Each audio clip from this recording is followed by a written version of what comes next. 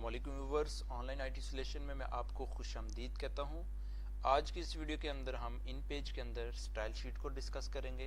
इन page के अंदर style sheet एक बहुत ही इंपॉर्टेंट कमांड है और इसका इस्तेमाल करके आप अपने वर्क के अंदर बहुत ज़्यादा स्पीड ला सकते हो। जैसा कि आपको पता है कि एक्सेल के अंदर भी स्टाइल शीट का इस्तेमाल किया जाता है।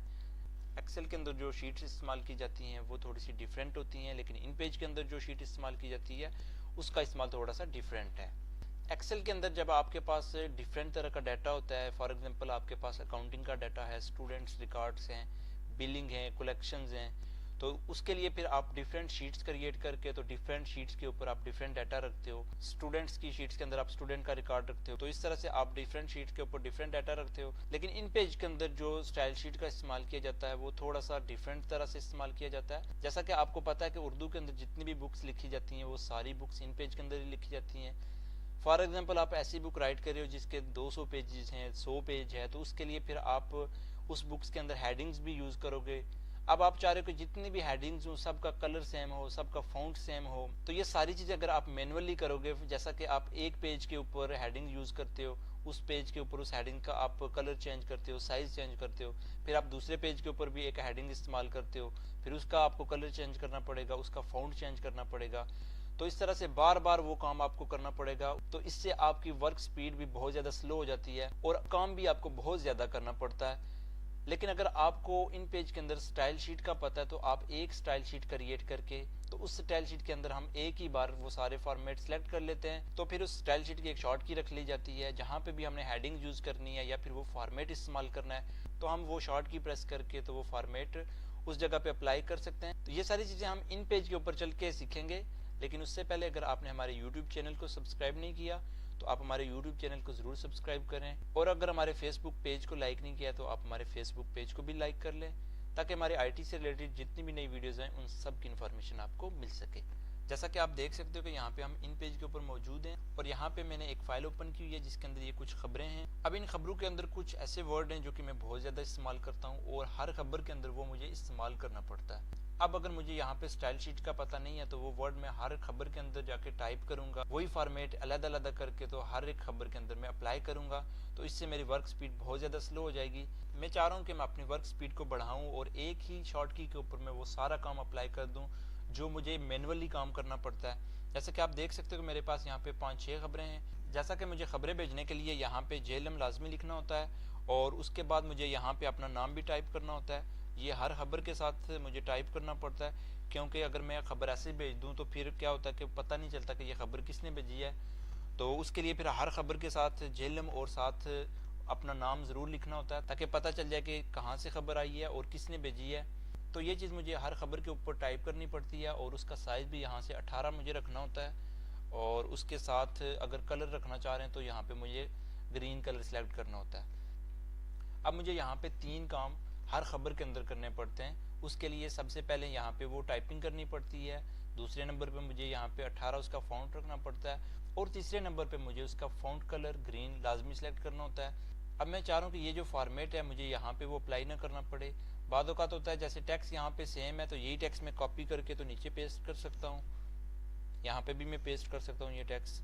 अब यहाँ पे मुझे पेस्ट करने में प्रॉब्लम नहीं होगा क्योंकि यही सेम चीज़ मुझे यहाँ पे भी चाहिए, यहाँ पे भी चाहिए, और आगे जो खबर है उसके ऊपर भी मुझे यही चीज़ रखनी है। लेकिन बाज़ औक़ात इस तरह होता है कि आपके पास यहाँ पे हेडिंग डिफरेंट होती है। जैसा कि आपने ये नीचे जो पैराग्राफ लिखा है ये IT से रिलेटेड है, तो आपको यहाँ पे मोबाइल के बारे में लिखना पड़ेगा तो मोबाइल की हेडिंग देनी पड़ेगी।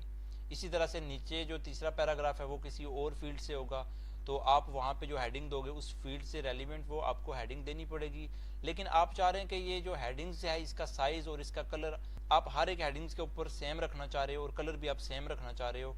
टेक्स्ट बेशक आपका डिफरेंट हो लेकिन जो इसका फॉर्मेट है वो आप सेम रखना चाह रहे हो, तो उसके लिए भी हम स्टाइल शीट बना के तो उस स्टाइल शीट के अंदर ये सारी चीज़ें रख लेते हैं। फिर जब हमने वो चीज़ अप्लाई करनी होती है तो शॉर्ट की मदद से हम वो चीज़ किसी भी टेक्स्ट के ऊपर अप्लाई कर सकते हैं।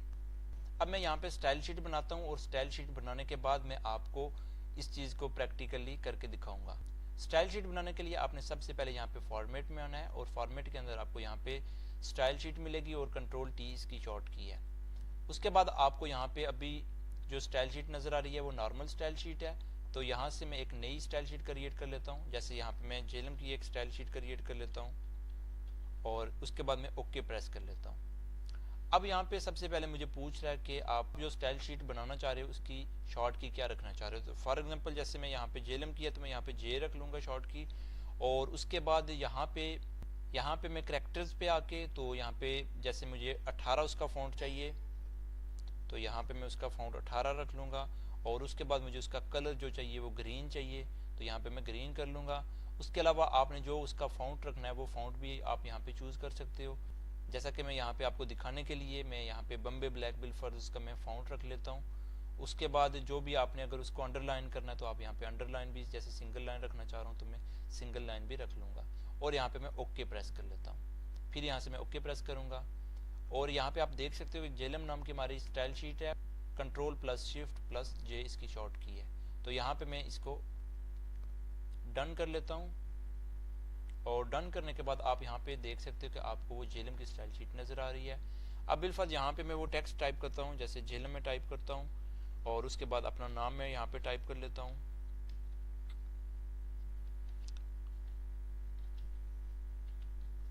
और यहाँ पे मैं टेक्स्ट सेलेक्ट करके तो यहाँ पे कंट्रोल शिफ्ट और जे जब मैं प्रेस करूँगा तो आप देख सकते हो कि हमने बम्बे ब्लैक उसका फ़ॉन्ट चूज़ किया था, उसका ग्रीन कलर चूज़ किया था, उसके अलावा 18 हमने उसका फ़ॉन्ट रखा था।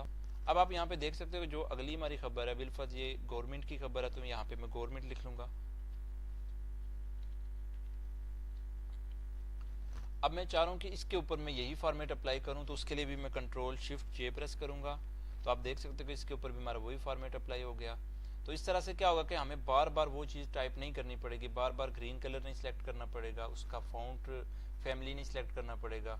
तो हम एक ही शॉर्ट की मदद से वो सारी चीज़ें इसके ऊपर अप्लाई कर सकते हैं। तो इस तरह से इन पेज के अंदर स्टाइल शीट का बहुत ज़्यादा इस्तेमाल किया जाता है। ये उस वक्त इस्तेमाल किया जाता है जब आप कोई भी बुक राइट करते हो, या फिर आप कुछ इस तरह की तहरीर लिख रहे हो जिसके अंदर आपने 5, 10 या 50 पेज ऐड करने, उनके ऊपर हेडिंग्स आप यूज़ करना चाह रहे हो, तो वहाँ पे फिर आप स्टाइल शीट को इस्तेमाल करके तो अपनी वर्क स्पीड को आप बढ़ा सकते हो।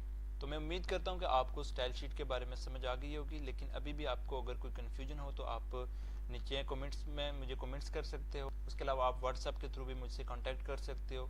अगर आपको मेरी ये वीडियो अच्छी लगे तो इसको लाइक करें, शेयर करें, और हमारे यूट्यूब चैनल को सब्सक्राइब करना मत भूलिएगा। इसी के साथ मुझे अगली वीडियो तक इजाज़त दीजिए। अल्लाह हाफिज़।